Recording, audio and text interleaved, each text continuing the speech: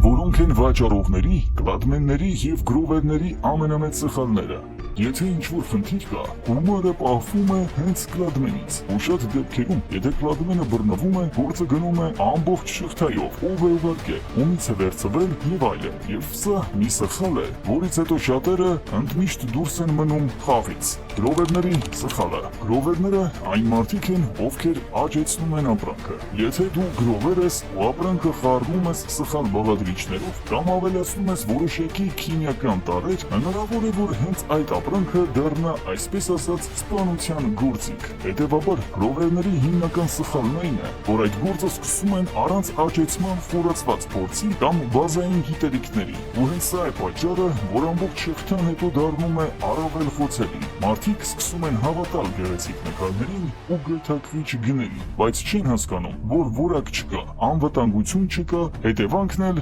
շատ թանկ է։ Գրովերները նաև շատ հաճախ չեն հետևում շուկայի գներին։ Անդրամաբանական կերպով ապրանքի գինը մի ուռճացրեք, մի մակերեսային վաճառող, մի անուշադիր կլադմեն կամ սխալ գրովեր և ամբողջ շոփը պայթում է։ Ուստի մի վստահեք պատահական մարդկանց, մի աշխատեք առանց ճշտված աղբյուրի և մի պահեք ամբողջ տեղեկատվությունը մեկ տեղում։